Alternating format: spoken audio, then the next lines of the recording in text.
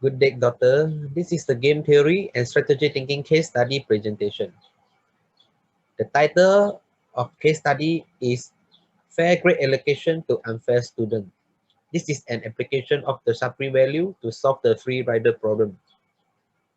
My name is Lim Chong Yen with metric number 254519 along with my team are Gan Shik Wen, Lam Su Ming, and Teo Woon Kyung.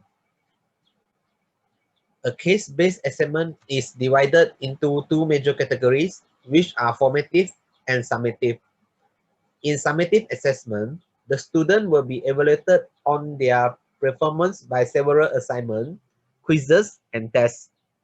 To develop students' soft skills, group assignments usually will be given. Although good group assignment has many benefits, it also causes the free rider problem. There are how lecturer evaluate student following the 5 steps in user project.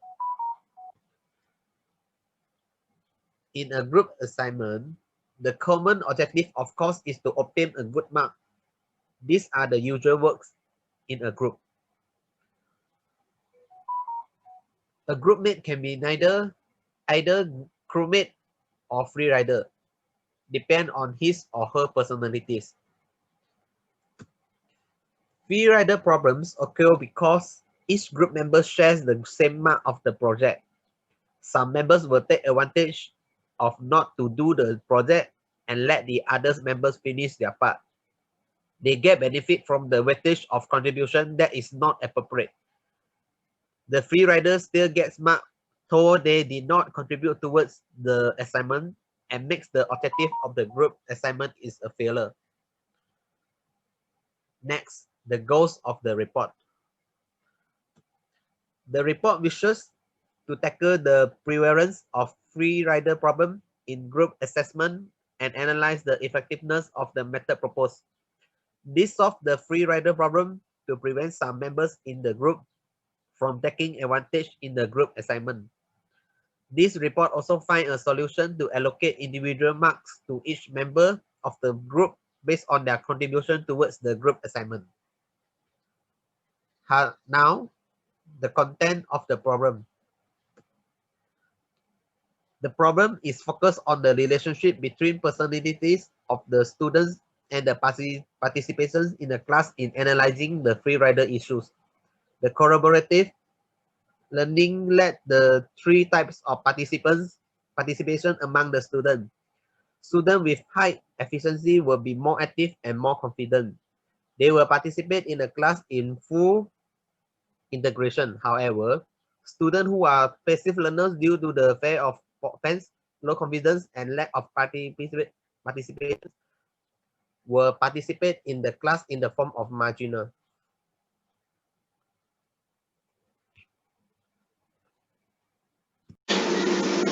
Next is about the key facts in this report. Among the key facts are the expected average contribution, which is calculated by using the formula of 100 over the number of students. The key fact should be considered since it provides the argument to this case study report, as that might be some unfairness considering 100 as the total contribution for both students despite each of them needing to contribute at least 50%. The next statement might be wrong in the first place, following the proof of contradiction. Next, the real contribution of each student computed by using the formula of total percentage of contribution over the number of students. The key fact should be considered since it is the main way to calculate the students' score respectively as suggested in the article. Moreover, the average score obtained based on their own contribution calculated by using a mixed formula of Shapley value and the ratio of expected average contribution to the real contribution of student. The key fact is a consideration since it is the basic formula used in calculating the score. Finally, the method discussed in this report includes the Shapley value together with the weighted mean. The Shapley value is used in the decision-making process, while the weighted mean is used to calculate the average score. The key fact needs to be considered, since the argument can also be done here, especially in improving the Shapley value method used. Next, about the alternative. Other than the Shapley value, the first alternative is the use of multiple peer self-evaluation method. It requires members to give rating on several criteria, such as attendance to the meeting, volunteering in taking tasks, and ideal contribution for the group members and self. Another is by considering three criteria. There are also two issues being discussed in this section. The first is about the comparison of marks allocating by using Sharpie value and the peer comparison. This method did not show well the students' point of view within their group. The second is about the peer evaluation itself. It is not logical for a student to evaluate himself together with his group members. Okay, there are several assumptions need to be undertaken to mimic the reality, which are the maximum marks of assessment is 100 marks. If the contribution of each student is 100 multiplied by n if fairly divided, each student takes an opportunity to evaluate each and others in a group. The final marks assigned by a lecturer is contribution by the student divided by 100 multiplied by final marks. And if the total contribution is greater than the expected contribution, the student will obtain a full mark. Else, the mark will be based on the formula above. Hi, I'm Gan. I would like to present on part 6, which is the discussion and recommendation. In this report, the discussion on the two scenarios are made. The recommendations on the two scenarios are also suggested. Table 1 shows that the contribution by two students according to their peer evaluations. In the original case, student A evaluated himself or herself as making 60% of the group assignment, whereas the rest are done by student B. The similar goes to student B. The total contribution is computed by taking the average. Table 2 shows that the Sharpie value and the marks allocation for the two students. Following the orders, the first case is that A does the work before B. Since A has completed 55%, B will only left 45% to complete. The same goes for another cases denote BA. The Sharpie value is taken as the average of contribution for all possible orders. The marks allocated is calculated using the assumption made before. By this, it shows that the more you contribute, the higher marks you get. However, the maximum is of course when you contribute 50% of the group assignment. In this term, it can be affirmed that the solution is sufficient for the lecturer to assign the marks. This is because no matter the peer evaluation or the marks allocation through Sharpie value, both result in a similar output, which are 80 and 72 respectively. However, the marks for the self-contribution should not be incurred since it creates the elements of bias. Hence, this method needs to be improved by just taking the evaluation on peers as consideration. The improvement may be done on the formula of the expected average contribution. Instead of using the formula total contribution over n, we use the total contribution over n minus 1. Then we assume a first come first concept, in which the one who comes first will contribute the percentage as he is willing to contribute. The one who enters later will complete the incomplete part until 100% of the assignment is completed. In the two-person cases, originally we analyzed the recommendation on improvement with 4 different cases. In case 1, we removed the self-evaluation of each student onto themselves. In case 2, we act as the same, but we are now converting the marks given for the peers into 100%, rather than applying the original percentage. In case 3, the evaluation is only for the group members only, excluded the self-evaluation. Finally, in case 4, the evaluation is only for the group members only, excluded the self-evaluation of 33.33%. It considered that each individual has completed their expected contribution. This table has shorted by the total contribution among the cases, since there is only 2 students. When one is removed, left only the partner. In case 1, it shows that there is no much change in the total score obtained by both students, in which student A getting a mark of 80 while student B is 72. However, for the case 2, 3, and 4, the marks allocation is the same. Thus, it is possible to assert that the methods are failed to detect the free riders. In this term, we can assert that student B is not free rider. He or she may just weaker in terms of idea and the task completion. This is all from me. Now I would like to pass to my friend to continue our presentation.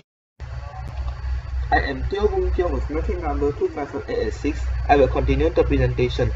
Table 3 shows the contribution of 3 students according to their self and peer evaluation. The interpretation is more or less as in the 2% case. Table 4 shows the supply value and the marks allocation for the 3 students. According to Table 4, it shows that student C gets 66/80 for the assignment based on the supply value calculated from the correction. This is generally not realistic as based on peer evaluation. Student C only contributed a total of 21.67%. If the marks given are based on peer evaluation, student C gets 52.67%. Whereas if the supply value is applied to calculate the marks allocation, student C will get an additional of 14 marks. This shows an unfairness for student A and student B. Similar to 2% game, the self-evaluation need to be excluded. In this scenario, there are still 4 cases to be analyzed. Note that there are things that need to be noted. For case 1, to avoid the element of bias, self-evaluated contribution is not added back to the total contribution in the first table after the computation. This is to avoid selfish self-evaluation or 100% evaluation. For case 2 to case 4, the total contribution in the first table represents the expected contribution of the student respectively in terms of 100%. How many percent of effort they have put into the assignment. In the 4 cases, the way to evaluate peers is as described in the 2% game. In case 1 from the table, the supply value for student A and B is 46.67% and 34.17% respectively, which are larger than the expected contribution of 33.33%. However, student C has only a supply value of 19.17%, which is less than 33.33%. It is suspected that student C is a free rider. From this case, student C obtained a lower mark than the original calculation. In case 2, as shown, student A can be accepted as the major assessment since he completed the majority task of 76.92% as evaluated by his peers, while student S member B and C seems to be more relaxed compared to A. Student C is denoted as the free rider while the contribution is the least. From the discussion, it is verified that student A is not a problem since it covered the majority task and student C is confirmed as the free rider. At this point, student B is denoted as medium efficacy. In case 3, we can see that if we limit the total contribution equal to 100 for 2 persons, it will affect the marks allocation for both student A and student B and student C. Student C are still the potential free riders, but student B is no more a potential free riders. However, the marks are still affected. Hence, it's possible to assert that both student B and student C take an advantage from student A in this assessment.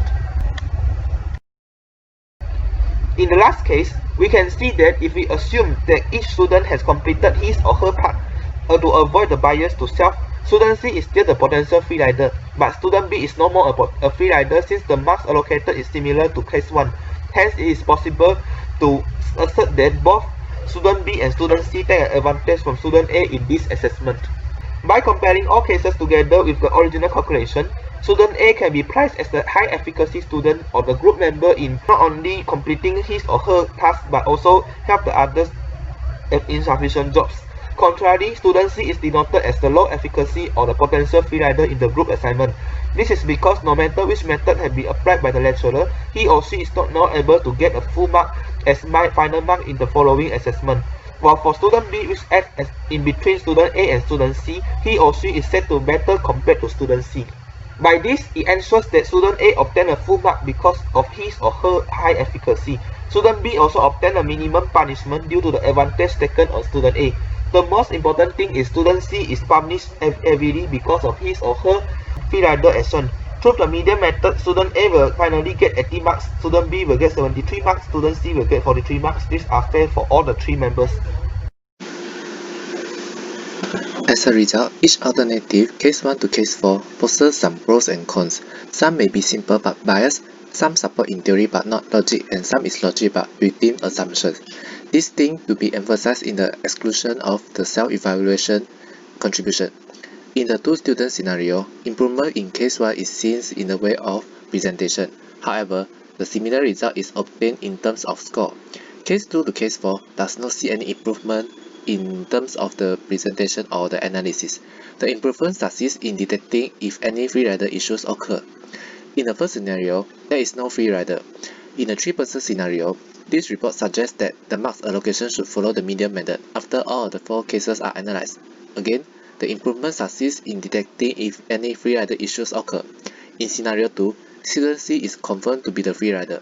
It is concluded that through the remote combination, The score allocated is more relevant and with minimum bias to solve the free rider problem. The personality of students are also obtained from the analysis. Further study can focus on the involvement of core assessment, which is the combination of peer and tutor evaluation on self. Until here, the objective of the study has been achieved. Thank you.